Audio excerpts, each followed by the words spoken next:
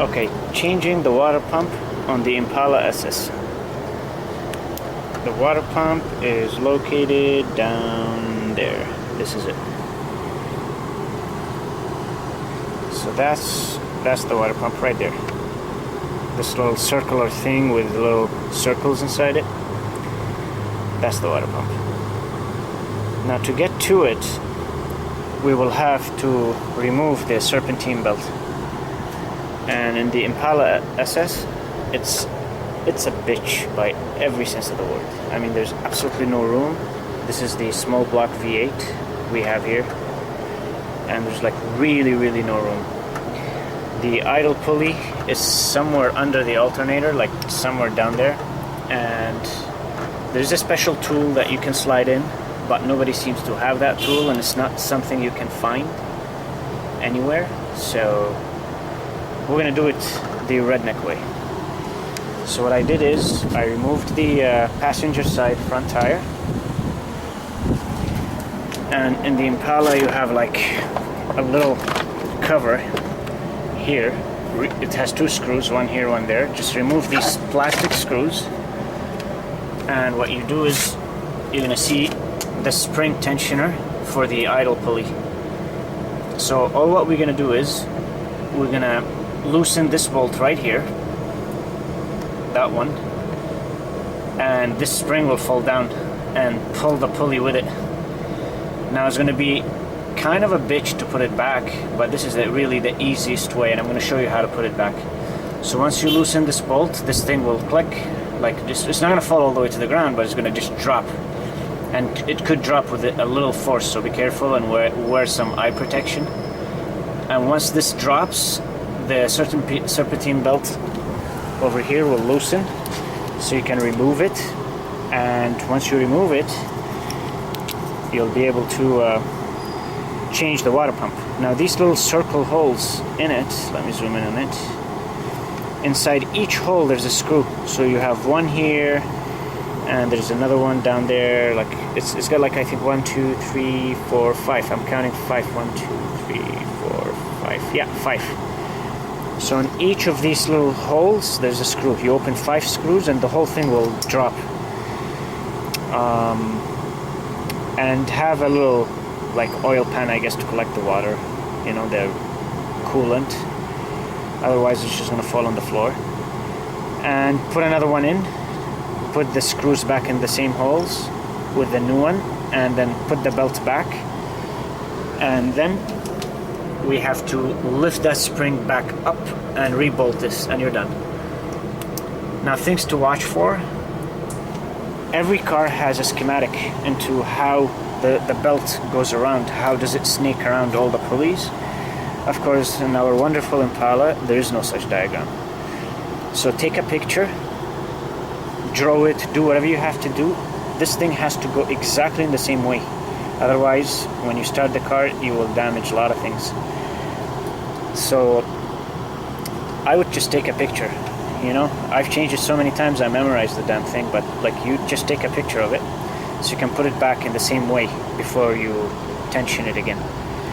So let's go ahead, and I'm gonna remove that little screw here to drop that down to loosen the belt.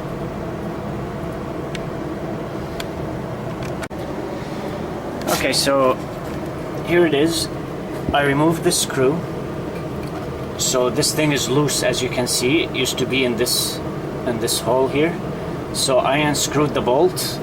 I put my plier thingy here, and I just yanked it. So once you yank it, it'll just go plop. It's like it's gonna pop down. It won't go flying in your face or anything. And now the belt should be loose. So if you come here, see this belt right here? Now it's very loose. We can just simply remove it. So please make sure that you know the orientation of this belt. Otherwise, you're gonna have a lot of problems putting it back. Nobody knows how to put it back. Even garages, they won't even know, or they won't help you. So, and there's no diagram to tell you how this thing snakes around the pulleys and everything. So just remember it, and that's it. Me, generally, like rule of thumb, what I do is I don't remove the whole thing. I'm only gonna remove it off this pulley and the water pump.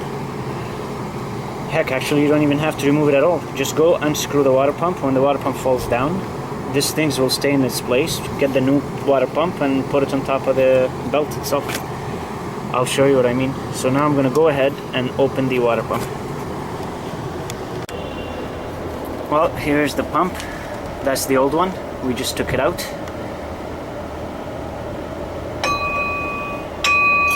And that's the new one. The old one looks okay. It's just when it spins, it squeals. It makes like squealing noise. And also, we found the seal was broken in one area, so it was leaking also. That's the new one, and that's the new seal that you have to put.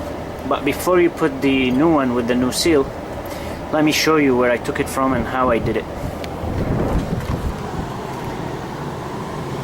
Where's the flashlight? Turn the light on the camera.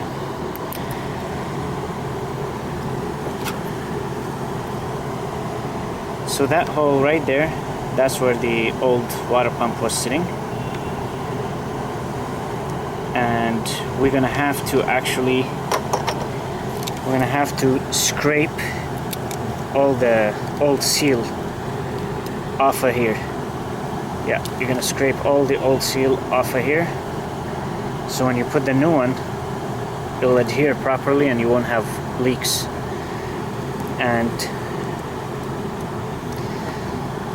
And the way I did it, how did I take it out?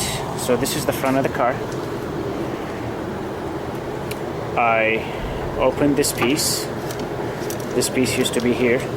It has 2 screws, and I loosened the third one.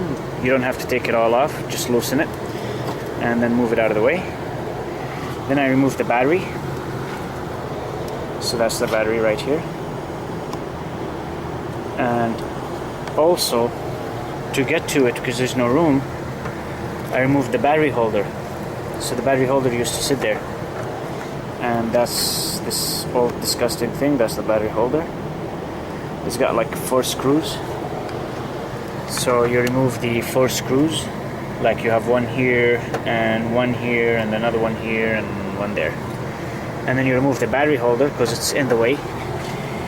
And then you'll be able to take out the water pump right here. And to take it out, the water pump, as you can see here, it has 5 screws. 1, 2, 3, 4, 5. Of course, this thing could spin, right? so you might not even see the screws if it's spinning like this. So what you gotta do is just spin it till you see the screws, and then once you see them, you can feel them. Put your wrench in, it's 10 millimeter, and open 5 of them. And then once you open it, it's not gonna come out because it's like stuck, right? Because of the seal is stuck in the engine. So just get a screwdriver or pry bar and just pry it open. As soon as you pry it open, it's just gonna fall off. And I use this thing to pry it open.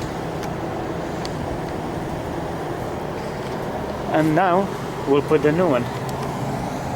So before we put the new one, I'm gonna just clean it up all around here, and then we'll stick the seal in. And once we have the seal, we'll put the new pump in, and then we'll put the serpentine belt back and put the battery holder, the battery, this little piece of metal. That's for accidents, by the way. You got like 2 of them. So if there's an accident, the hood will crumble that way, and gives it also strength. So do put it back.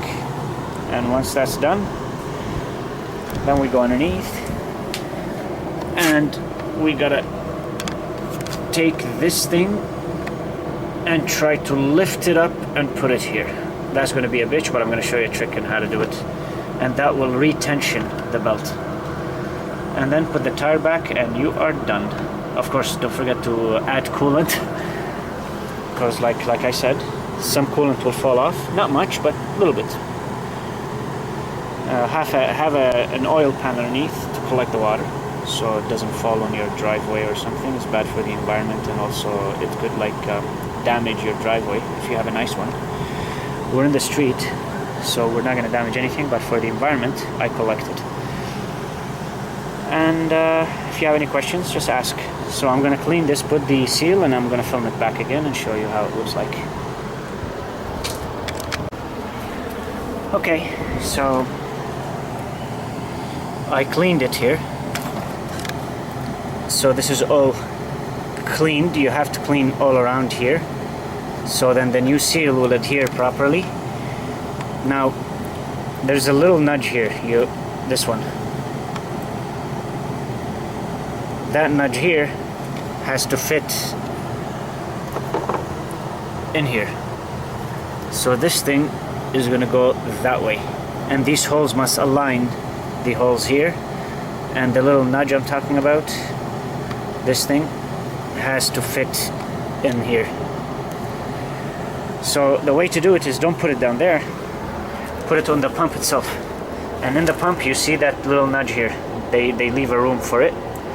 So then you must align it like that.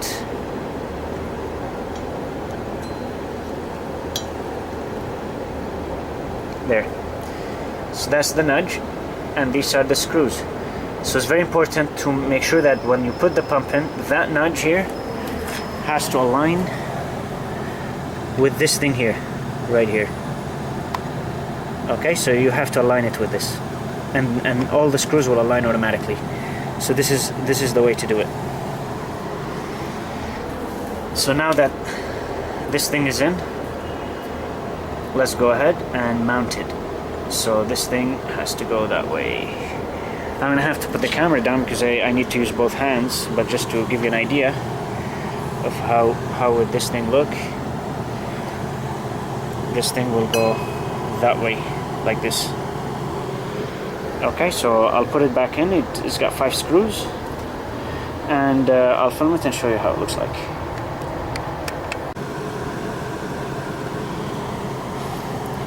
So here's the new pump installed, and we put back the serpentine belt. Now before we put the battery and everything, we're going to tighten it. So to tighten it, we have to push this up and line it up with this hole and put the bolt back in, and you're done. And the way I'm going to do it is I'm going to use a jack. I'm going to put a jack under here and lift it up. I'm going to have one of my sockets, one of these sockets on top of the jack, and as the jack goes up, it'll hit this thing down here, so it'll go up on it like this.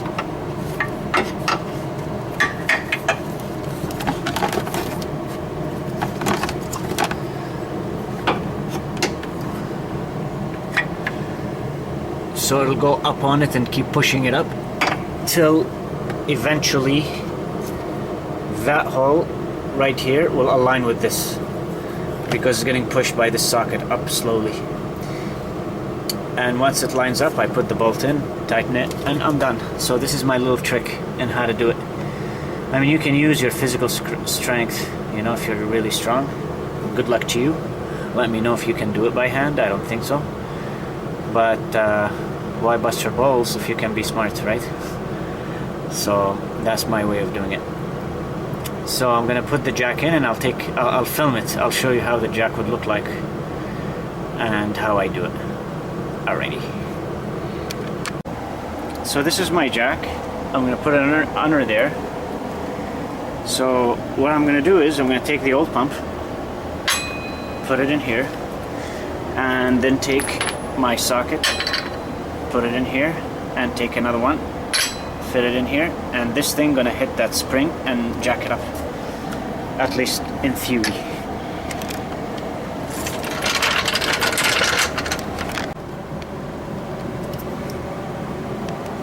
So here's the jack,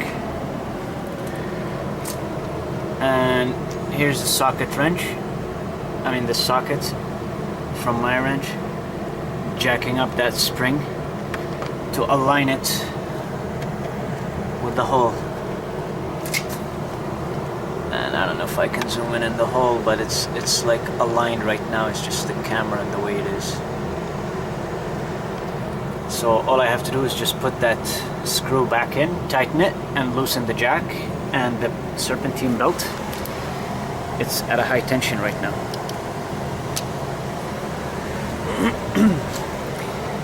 And that's our water pump down there. And this is how you change the water pump and loosen the serpentine belt.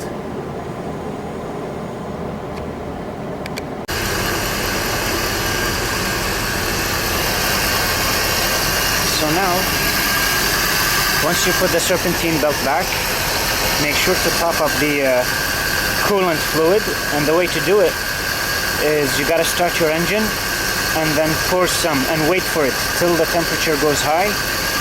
It's gonna suck all the water, and then you have to keep adding.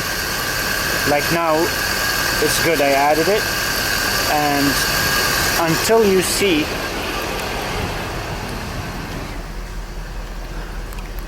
let me turn off the light here so we can see better. Until you see your temperature here in the Impala SS, it goes halfway, so it's still not warm enough. So I'm gonna wait till that needle is exactly on the half mark. After that, make sure your heater works. So I have the heater on. So there's my heater, it's on. So I'm feeling like really hot air coming. That's a good sign. And once that needle goes half, keep it a little bit, make sure that it doesn't go beyond half. Then that is an indication you have a thermostat problem or something else. And once it reaches half, and keep it there, and the heater is on and everything working fine, go back, check the water level, and if the water level needs to be topped up, just add it. Don't add it in the reservoir, add it from the place where I showed you. Add it right here. So that's where you add it. And then close it, shut down the engine, and then you can go and check your reservoir down there. And make sure that it's to between the minimum and max level. That's all, and you're done. And make sure you add the proper antifreeze coolant.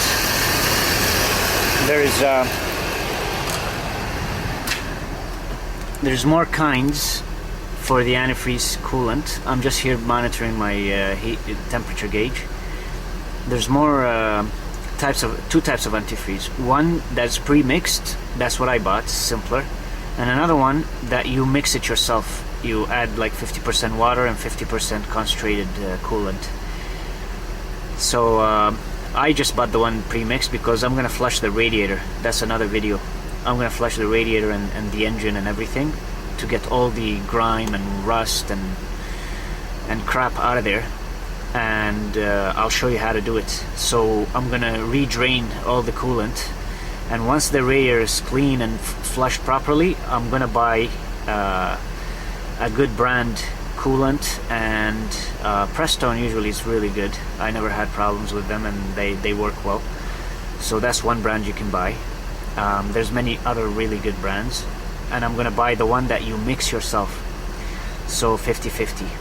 And for those people who put water in their radiator or in the coolant, water is no good, especially on a V8, because water boils at 100 degrees Celsius. This antifreeze coolant will boil at almost 200 or something degrees. So when your engine gets hot, you don't want the water to start boiling at 100 degrees. It creates enormous pressure on the radiator piping and everything, and then you'll get leaks and stuff happening. You want the coolant to not boil at low temperatures. So that's one important thing for you to note, because most people think, oh, antifreeze, you know, I'm in Florida or somewhere warm and there's no snow and nothing, why the hell would I put it? Let me just put water. You'll actually damage your car. As the engine gets hot and the water starts boiling and steam gonna create so much pressure, while the antifreeze coolant will not boil. It boils at much higher temperature, so it stays liquid and creates a lot less pressure on the tiny little aluminum radiator. So there you have it. My gauge here is exactly on half. That's Impala SS. It'll stay there. It'll never go higher. If it goes higher, that means there's a problem. And I have the heater on, and it's really hot right now. And I'm gonna go check the water level, and it should be fine. If I need to top it, I'll add more. And the reason why we wait for the temperature gauge to reach to the maximum, its normal maximum, so we make sure that the thermostat opens up. And the coolant will go inside, rotates inside the engine and the heater radiator and around the big radiator in the front. So if you need to add any more, because that's the way to do it. And there you have it.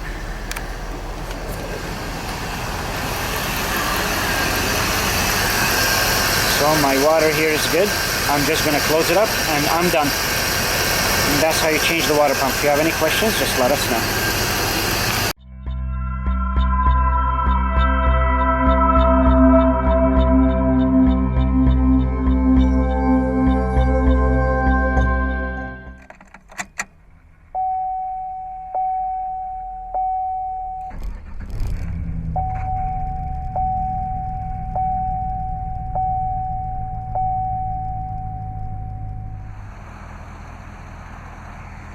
Hello everyone. Today we're going to take a quick walk around look at this 2007 Chevrolet Trailblazer SS. This Trailblazer SS is in Silverstone metallic, has the ebony premium cloth interior, and this vehicle is rear-wheel drive. It is powered by the same 6-liter LS2 V8 that is in the Corvette. Has the 4-speed 4L70E automatic transmission.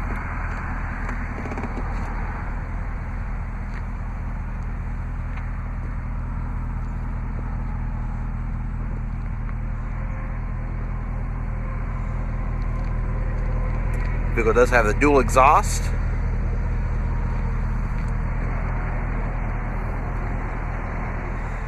Also has a power sunroof. 20-inch polished aluminum wheels on Goodyear Eagle RSA P255/50R20 tires.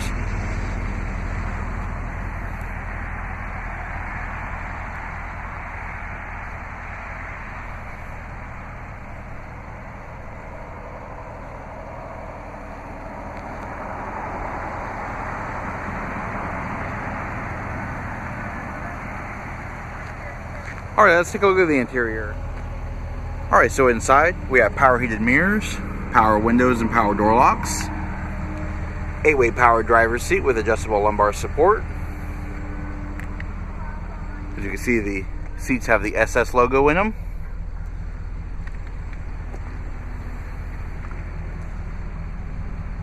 Controls for headlamps, dome override, panel dim, and fog lamps. Leather wrap with perforated leather trim. Tilt steering wheel.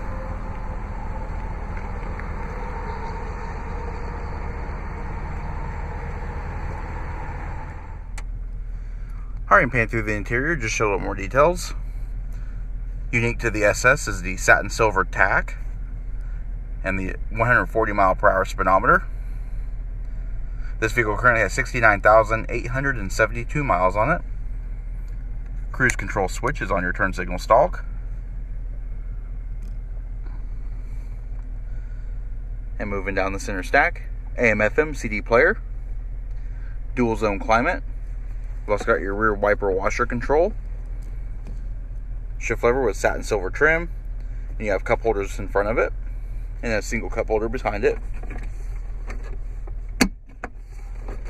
Storage in your center armrest.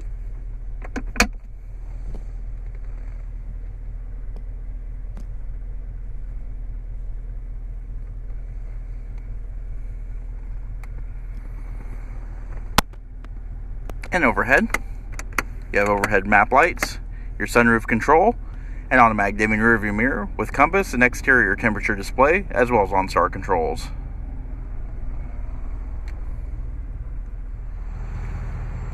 Alright, and take a look at the rear seat.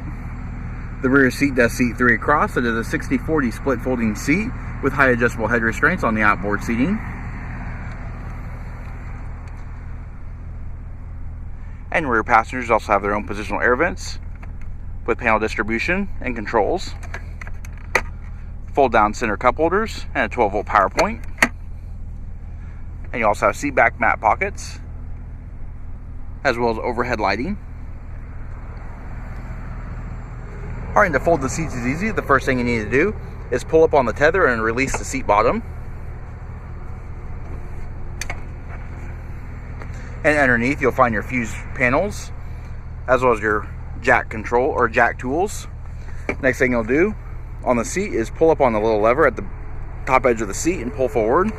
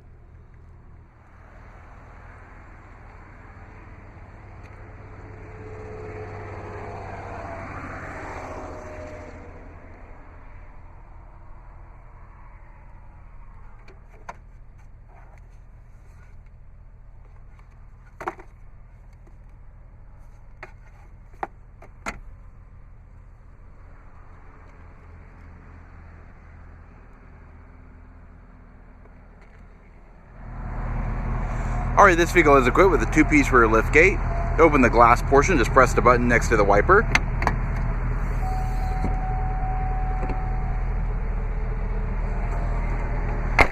And to open the conventional lift gate, just lift up on the handle below the license plate.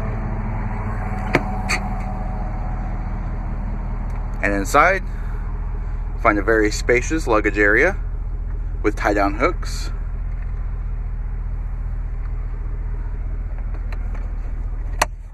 Also have covered storage underneath your mat.